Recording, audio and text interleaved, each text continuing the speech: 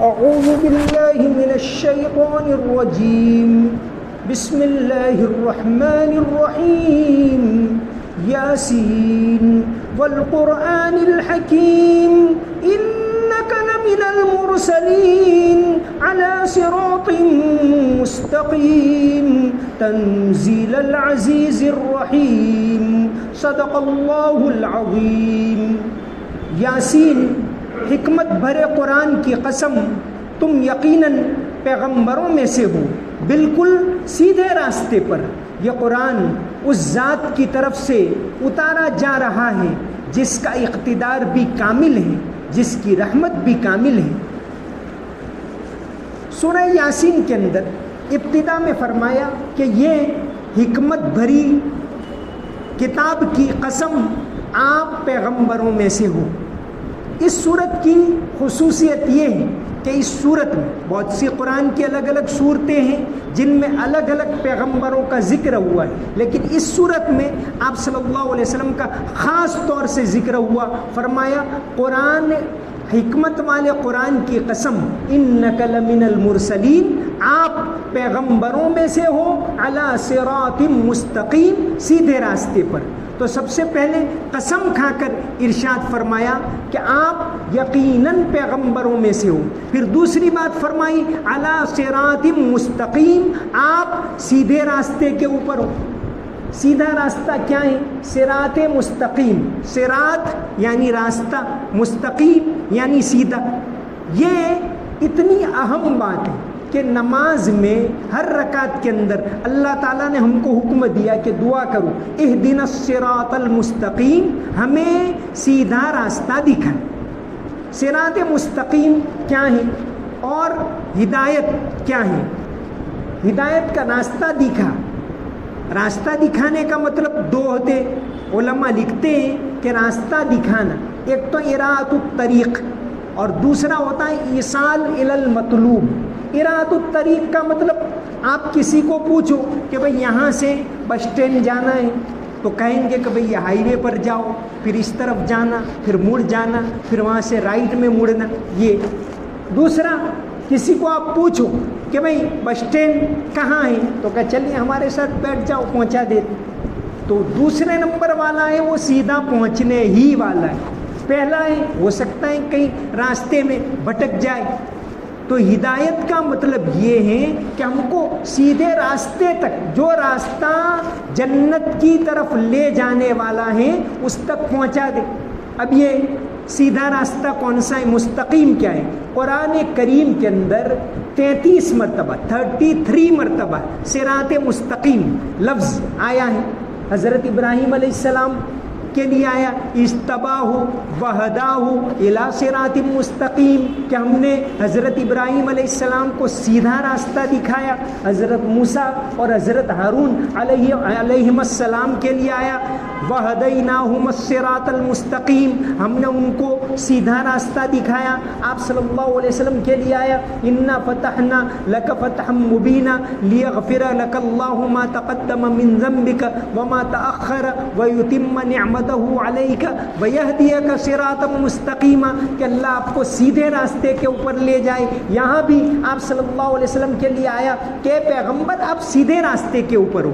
تو ہم جو دعا مانگتے اہدنا الصراط المستقیم، سیدھا راستہ دکھا، تو سیدھا راستہ کون سا؟ وہ راستہ جو آپ صلی اللہ علیہ وسلم نے بتایا، وہ راستہ جو آپ صلی اللہ علیہ وسلم نے چل کر عملی طور سے عملی نمونہ بتایا۔ حضرت سفیان ابن عبداللہ ثقفی رضی اللہ عنہ سے مروی ہے کہ اللہ کے رسول صلی اللہ علیہ وسلم مجھے ایسی بات بتا دیجئے جس کو میں مضبوطی سے پکڑے رہوں۔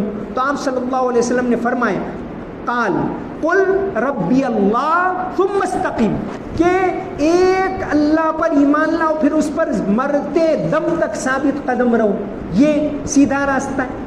نبی کریم صلی اللہ علیہ وسلم مثال دے کر سمجھاتے تھے، کیونکہ مثال سے بات جلدی سمجھ میں آتی۔ قرآن کریم نے بھی جگہ جگہ مثال دے کر سمجھایا ہے۔ اللہ نور السماوات والارض مثل نورہ کمشکات فیہا مصباح، کہ اللہ تبارک و تعالیٰ ایک نور ہے، مثل نورہ کمشکاتن کہ ایک تاقچہ ہو جس کے اندر فانوس رکھا ہوا ہو، اس طرح مثال دے کر سمجھایا۔ قرآن کریم نے جگہ جگہ مثال دے کر سمجھایا، مثلہم کمثل الذی استوقد نارا، چونکہ مثال سے انسان کو بات جلدی سمجھ میں آ جاتی۔ تو حضرت عبداللہ ابن مسعود رضی اللہ عنہ روایت کرتے ہیں کہ آپ صلی اللہ علیہ وسلم نے ایک مرتبہ ایک لائن کھینچی، ایک خط کھینچا، پھر اس کے ارد گرد ان یمینہ وان شمالہ کے دائیں بائیں خطوط کھینچے، اس طرف لائن، اس طرف لائن، اس طرف لائن۔ فرمایا آپ نے کہ یہ تو سیدھا راستہ ہے، ایک ہی راستے پر چلتے رہو گے، یکدر گیر و محکم گیر، اس راستے کے اوپر چلتے رہو گے تو چلتے رہو گے، سیدھے پہنچ جاؤ گے۔ اور اگر ادھر ادھر بھٹکے تو آپ نے فرمایا کہ ہر راستے کے اوپر شیطان ہے جو اپنی طرف بلا رہا ہے۔ یہ آپ صلی اللہ علیہ وسلم نے لائن کھینچ کر سمجھایا۔ پھر اس کے بعد آپ نے وہ آیت پڑھی، قل ھذہ سبیلی ادعو الی اللہ، کہ کہہ دو کہ یہ میرا راستہ ہے، میں اللہ کی طرف بلاتا ہوں۔ قل ھذہ سبیلی ادعو الی اللہ علی بصیرۃ انا ومن اتبعنی، یہ آپ صلی اللہ علیہ وسلم نے آیت پڑھ کر سمجھایا۔ ایک مرتبہ آپ صلی اللہ علیہ وسلم نے حضرت ابن مسعود سے ہی مروی ہے، ابن ماجہ کے اندر حدیث ہے کہ ایک مرتبہ آپ صلی اللہ علیہ وسلم نے ایک چوکور بنائے، ایک چورس، اور پھر اس کے اندر ایک لائن بنائی، پھر اس کے ارد گرد الگ الگ لائنیں بنائی۔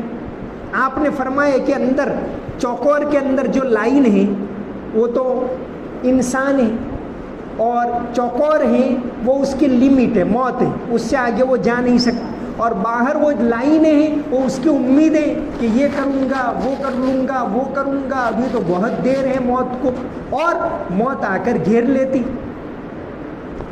اے زندگی 2 دن کے لیے اتنی تگو دو، اے زندگی 2 دن کے لیے اتنی تگو دو، کچھ ہوش بھی ہے، موت کھڑی دیکھ رہی ہے۔ تو آپ صلی اللہ علیہ وسلم نے یہ مثال دے کر سمجھایا۔ تو یہاں فرمایا انک لمن المرسلین علی صراط مستقیم، یقیناً آپ پیغمبر ہو، سیدھے راستے کے اوپر ہو۔ تو یہ سیدھا راستہ یہی ہے۔ آپ صلی اللہ علیہ وسلم جب ہجرت کے لیے گئے، آپ صلی اللہ علیہ وسلم نے ہجرت کی، مکہ کے اندر پریشانی تھی، اس کا مطلب یہ نہیں کہ ایسے ویسے چلے گئے۔ آپ نے حالانکہ موت کا اندیشہ تھا، پورا خطرہ تھا چاروں طرف سے، پھر بھی آپ صلی اللہ علیہ وسلم نے پہلا اس کا پورا نقشہ کھینچا، کہاں سے جائیں گے، کیسے جائیں گے۔ آپ صلی اللہ علیہ وسلم نے عبداللہ ابن اریقط، جو راستوں کے بڑے ماہر تھے اس زمانے میں، حالانکہ ایمان نہیں لائے تھے، عبداللہ ابن اریقط لیثی الاصابہ فی تمیز الصحابہ کے اندر ہے کہ بعد میں بھی وہ ایمان نہیں لائے، لیکن قابل اعتماد آدمی تھے، بھروسہ مند آدمی تھے۔ تو آپ نے ان کو اپنا راستے کا گائیڈ بنائے، چونکہ مین راستے سے تو جانا نہیں تھا، مکہ سے مدینہ جانا تھا، مکہ سے مدینہ یوں شمال کی طرف ہے، اس طرف مدینہ کا قبلہ اس طرف ہے، جنوب کی طرف جہاں ہمارا حیال الفلاح ہے، اس طرح۔ تو آپ صلی اللہ علیہ وسلم جب گئے تو پہلے تو چلے گئے غار ثور کے اندر، اور عبداللہ ابن اریقط کو کہا کہ بھئی 3 راتوں کے بعد تم کو وہاں یہ اونٹنیاں لے کر آنا ہے۔ جن خاص لوگوں کو بتایا تھا ان میں سے ایک عبداللہ ابن اریقط تھے، ایک حضرت اسماء رضی اللہ عنہا، حضرت ابو بکر کی بیٹی، وہ تینوں دن وہاں رات کو کھانا دینے کے لیے جاتی تھی۔ حضرت اسماء کو بتایا، حضرت اسماء ان کی بہت بڑی قربانی کہ آپ نے ہجرت کی تو 3 راتیں آپ غار ثور کے اندر ٹھہرے۔ تو آپ دن میں مکہ کی ساری خبریں معلوم کرتی تھی کہ بھئی کیا ہو رہا ہے، کیا باتیں ہو رہی، چونکہ مکہ میں تو بالکل ایک پلان ہو چکا تھا کہ آپ صلی اللہ علیہ وسلم کو نعوذ باللہ آپ کے کام کو تمام کر دینا، تو ساری خبریں معلوم کرتی تھی۔ رات کو جب سناٹا ہو جائے تو جاتی تھی کھانا لے کر دینے کے لیے۔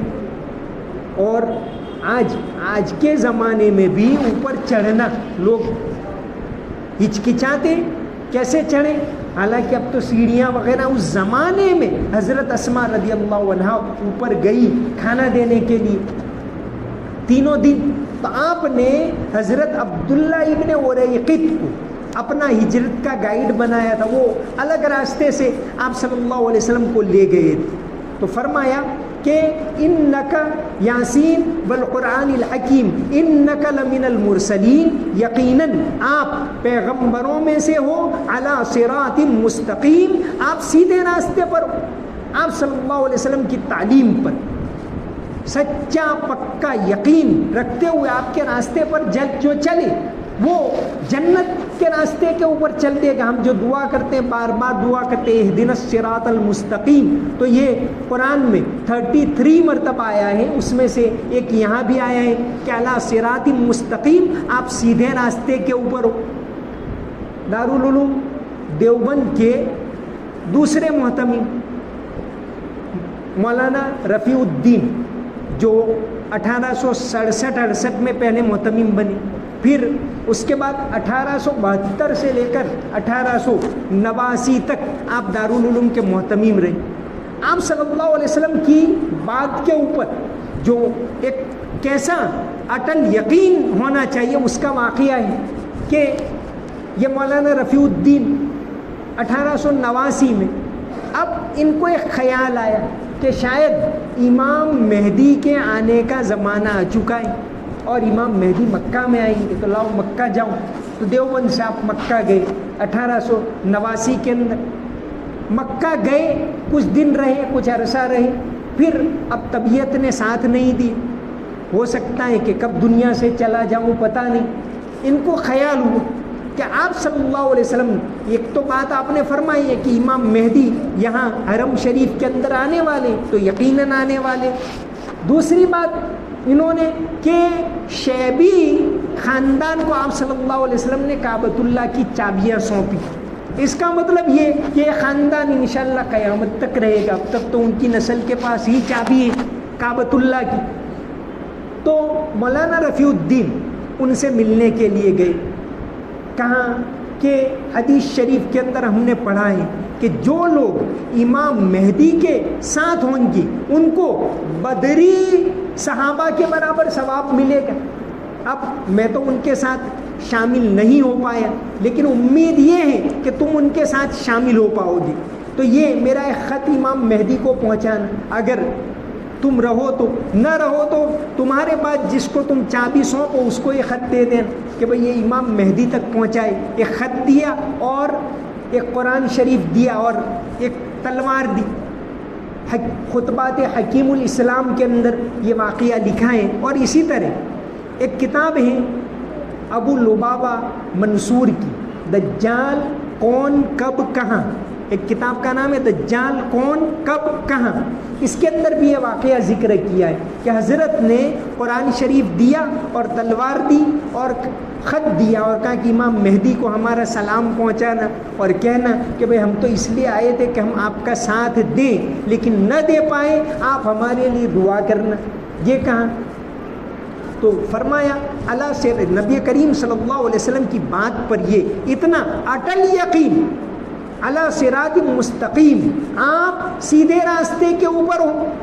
اب یہ سیدھا راستہ در منصور کے اندر یہ صراط مستقیم کیا ہے اس کے بارے میں 24 باتیں نقل کی. اس میں سے ایک یہ کہ سچے دین کو دلوں میں پیوست، کہ اب دعا کرتے اہدنا الصراط المستقیم کہ سیدھا راستہ دکھا، یعنی سچے دین کا ہمیں پورا یقین ہمارے دلوں کے اندر اتار دے تاکہ ہم اس راستے کے اوپر چلتے رہیں.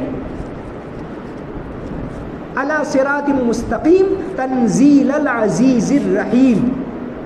پہلے ہی قرآن کی قسم کھائی، والقرآن الحکیم انک لمن المرسلین، آپ پیغمبر ہو اور یہ قرآن آپ کو دیا گیا تنزیل. تنزیل کے معنی اتارنا، یہ قرآن اتارا ہوا ہے. قرآن کے جو الگ الگ نام ہیں قرآن کے اندر، اس میں سے قرآن کا ایک نام ہے تنزیل.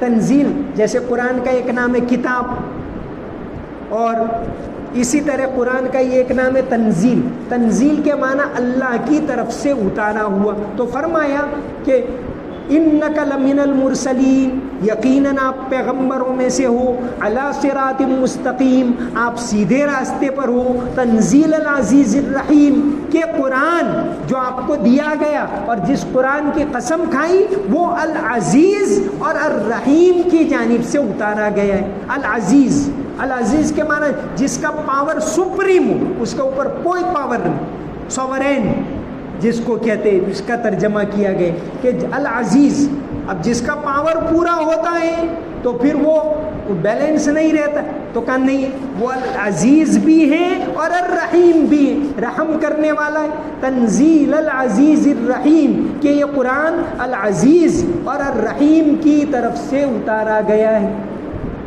اللہ کے نام جو ہوتے ہیں، اللہ کی صفات، حدیث شریف کے اندر آتا ہے کہ اللہ تبارک و تعالیٰ کے 99 نام ہیں۔ ان للہ تعالیٰ 99 اسما، کہ اللہ تبارک و تعالیٰ کے 99 نام ہیں۔ من احصاہا دخل الجنہ، کہ جو ان ناموں کو یاد کرے گا وہ جنت میں داخل ہوگا۔ ہم جو ذکر کرتے ہیں، تسبیح پڑھتے ہیں، دوسری دعائیں پڑھتے ہیں، اس میں کہ اللہ کے ناموں کو پڑھنا، یہ بھی ایک حدیث شریف سے ثابت ہے کہ جو ان کو یاد کرے دخل الجنہ، وہ جنت میں جائے گا۔ اللہ تبارک و تعالیٰ کے 99 نام کون سے؟ تو عام طور سے قرآن شریف وغیرہ کے اوپر لکھے ہوئے ہوتے۔ قاضی سلیمان منصور پوری انگریز کے زمانے میں ایک جج تھے، انہوں نے کئی کتابیں لکھی ہیں، اس میں ایک تو رحمت للعالمین، آپ صلی اللہ علیہ وسلم کی سیرت کے بارے میں۔ اسی طرح انہوں نے ایک کتاب لکھی ہے بدر کے 313 صحابہ کی، 313 کون کون تھے، ان کے حالات کیا۔ تو انہوں نے ایک کتاب لکھی ہے شرح اسماء حسنہ، کہ اللہ کے 99 نام جو قرآن اور حدیث میں کون کون سے، اس میں سے الگ الگ نکال کر انہوں نے لکھے۔ بہت اچھی تحقیق اس کتاب کے اندر انہوں نے کی ہے۔ تو اللہ تبارک و تعالیٰ کا ایک نام ہے، اللہ تعالیٰ کے بہت ساری جتنی خوبیاں ہیں وہ اللہ تعالیٰ کے لیے، دنیا میں جتنی بھی خوبیاں ہیں، جتنی تعریف ہے اللہ کے لیے، کوئی آدمی تعریف کرے کہ بھئی فلاں لڑکا بہت اچھا ہے، تو لڑکے کو بنایا اللہ نے، اللہ کی تعریف، یہ باغ کتنا خوبصورت ہے، تو اللہ کی تعریف ہو رہی ہے۔ تو ہر چیز میں ڈائریکٹ یا انڈائریکٹ تعریف تو اسی کی ہو رہی ہے۔ تو اللہ تبارک و تعالیٰ کے 99 نام ہیں، اس میں سے یہاں 2 نام آئے کہ یہ قرآن اتارا گیا العزیز کی طرف سے اور الرحیم کی طرف سے۔ اللہ کے ناموں کے اندر بڑی برکت ہے۔ العزیز، قرآن میں عزیز 99 مرتبہ آیا ہے، لیکن اس میں سے اللہ کے نام کے طور پر 88 مرتبہ آیا ہے۔ باقی اور جیسے مصر کے بادشاہ کے لیے بھی قالت امراۃ العزیز یہ آیا ہے۔ اسی طرح رق انک انت العزیز الکریم، کہ بھئی بہت بڑا ہو کر پھرتا ہے تو دنیا میں اپنا رعب دکھاتا تھا، تو اس کے لیے بھی آیا۔ لیکن اللہ کے نام کے طور پر قرآن کریم میں 88 مرتبہ آیا ہے، اس میں سے 88 میں سے 48 مرتبہ عزیز اور حکیم ساتھ آیا۔ یسبح للہ ما فی السماوات و ما فی الارض الملک القدوس العزیز الحکیم۔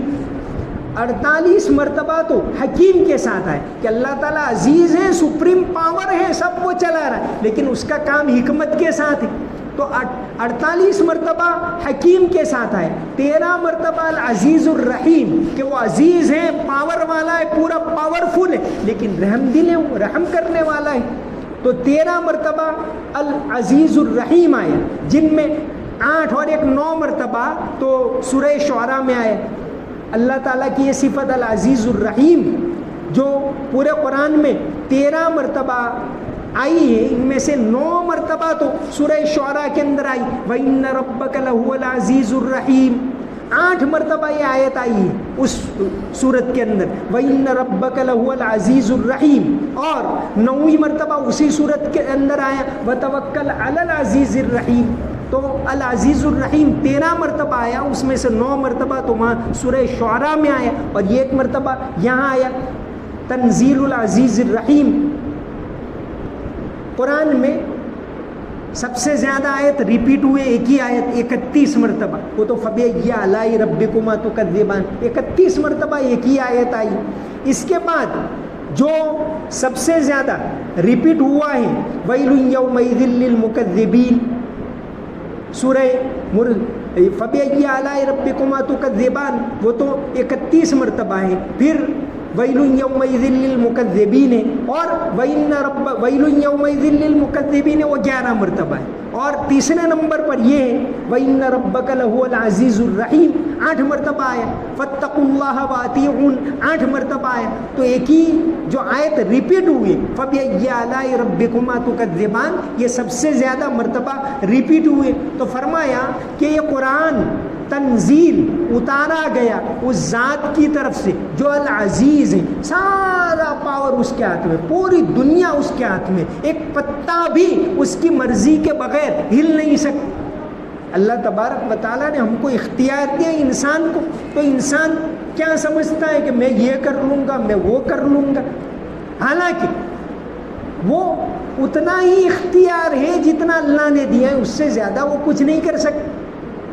بھائی زبان دیے تو زبان سے ہی بول سکتے ہیں، کان سے نہیں بول سکتے، بہت پاورفل ہے تو بھائی کان سے بول کے دکھا، تو کہ نہیں بول سکتے، اس کو اللہ نے اختیار دیا امتحان کے، لیکن اتنا جتنا اللہ نے دیا ہے اس سے زیادہ انسان کو بھی اختیار نہیں کہ بھائی دل ہے میرا تو میں جب چاہوں اس کو سوئچ آف کروں، جب چاہوں سوئچ آن کروں، وہی میرا ہے، تو نہیں کر سکتا۔ تو اللہ نے انسان کو بھی اتنا ہی اختیار دیا ہے جتنا وہ دینا چاہتا ہے، ورنہ ساری کائنات اس کی مرضی سے چل رہی ہیں، اس کے حکم سے چل رہی ہیں، اس کے تابع۔ یہ العزیز ہے کہ پورا سوورین، پورا کنٹرول اس کے ہاتھ میں، لیکن وہ الرحیم ہے، رحم کرنے والا ہے۔ ہم کو بار بار یہ بتایا گیا ہے بسم اللہ الرحمن الرحیم، الحمد للہ رب العالمین الرحمن الرحیم، ہر رکعت میں پڑھو بسم اللہ پڑھنا، یہ بھی سنت، اور پھر سورہ فاتحہ پڑھنا تو واجب ہے، تو ہر رکعت میں پڑھو کم سے کم 2 مرتبہ الرحیم، کہ اللہ تبارک و تعالیٰ بڑے رحم کرنے والے ہیں، ہم ہیں رحم کرنے والے۔ اللہ تبارک و تعالیٰ کی حدیث شریف کے اندر آتا ہے کہ اللہ کے اوصاف کو اپنی زندگی میں اتارو، تو اللہ تعالیٰ رحم کرنے والے ہیں تو یہ صفت ہمارے اندر آئے، اللہ تعالیٰ معاف کرنے والے تو یہ صفت ہمارے اندر آئے، یا ہمارے اندر پھر یہ صفت نہیں آتی۔ ہم کہتے ہیں سنتے ہیں لیکن جب کوئی معاملہ آتا ہے تو پھر وہ غائب ہو جاتا ہے۔ تو فرمایا کہ یہ قرآن اتارا گیا ہے اس ذات کی طرف سے جو العزیز بھی ہیں اور الرحیم بھی ہیں، جس کا پاور بھی مکمل ہے پوری دنیا کے اوپر، اور ساتھ ساتھ الرحیم ہے۔ یہ بار بار اس لیے بتایا جاتا ہے تاکہ ان آیتوں کا مطلب ہم کو سمجھ میں آئے، ہم کیا پڑھ رہے ہیں، اللہ تعالیٰ کیا فرما رہے ہیں وہ ہمیں سمجھ میں آئے۔ تو یہ سورہ یاسین قرآن کی بہت اہم صورت ہے، اس کی تلاوت کرنا روزانہ، اگر ہو سکے تو روزانہ اس کی تلاوت کرنا، اس کے فضائل آئے ہیں، رات کو صبح کے وقت اس کی تلاوت کم سے کم کریں، تو اس کے اندر اللہ تبارک، ایک تو سبق ہے قرآن میں، ایک تو برکت ہے، برکت کے لیے پڑھنا یہ ٹھیک ہے، ثواب بھی ملے گا، ضرور ملے گا، لیکن وہ کیا کہہ رہا ہے اس کو سمجھ کر اگر پڑھیں تو پھر تو نور علی نور۔ اللہ تبارک و تعالی سمجھنے کی توفیق عطا فرمائے۔ وآخر دعوانا ان الحمد للہ رب العالمین۔ اللهم صل على محمد وعلى ال محمد وبارك وسلم۔ ربنا آتنا في الدنيا حسنة وفي الآخرة حسنة وقنا عذاب النار۔ ربنا ظلمنا أنفسنا وإن لم تغفر لنا وترحمنا لنكونن من الخاسرين۔ یا اللہ تو نے اپنی مہربانی سے ہمیں بابرکت مہینہ عطا کیا، تو نے اپنی مہربانی سے ہمیں تندرستی دی، ہمیں روزہ رکھنے کی توفیق دی۔ یا اللہ تیری مہربانی ہے کہ ہم تندرست ہیں، چلتے ہیں، پھرتے ہیں، کھاتے ہیں۔ یا اللہ کتنی نعمتیں ہیں، یا اللہ ان نعمتوں کی قدر کرنے کی توفیق عطا فرما۔ یا اللہ تیری عبادت کرنے کی توفیق عطا فرما۔ یا اللہ ہماری کوتاہیوں کو معاف فرما، ہماری غلطیوں کو معاف فرما، ہمارے گناہوں کو معاف فرما۔ یا اللہ تیرے حبیب صلی اللہ علیہ وسلم نے رمضان کے مہینے میں جب حضرت جبریل علیہ السلام نے بد دعا کی کہ جو شخص رمضان کا مہینہ پائے اور اس کی مغفرت نہ ہو تو وہ ہلاک ہو جائے. تو تیرے حبیب صلی اللہ علیہ وسلم نے آمین کہا. یا اللہ اس بد دعا سے ہمیں بچا, ہمارے گناہوں کو معاف فرما, ہمیں گناہوں سے پاک صاف فرما, تیری عبادت کرنے کی توفیق عطا فرما. یا اللہ ملک کے اندر امن و امان پیدا فرما, عافیت کے ساتھ تمام مسلمانوں کو تیری عبادت کرنے کی توفیق عطا فرما. یا اللہ حلال پاکیزہ روزی عطا فرما, حرام سے حفاظت فرما. یا اللہ تیری نعمتوں کی قدر کرنے کی توفیق عطا فرما, زکوٰۃ ادا کرنے کی توفیق عطا فرما. ہم تمام کو حرمین شریفین کی زیارت نصیب فرما. یا اللہ بیت المقدس کی زیارت ہم تمام کو نصیب فرما. یا اللہ قرآن کریم کو سمجھنے کی, اس کے اوپر عمل کرنے کی توفیق عطا فرما, اس کو پڑھنے کی توفیق عطا فرما, بار بار پڑھنے کی توفیق عطا فرما. اللہم صلی علی محمد وعلی آل محمد وبارک وسلم. سمعنا واطعنا غفرانک ربنا والیک المصیر برحمتک یا ارحم الراحمین.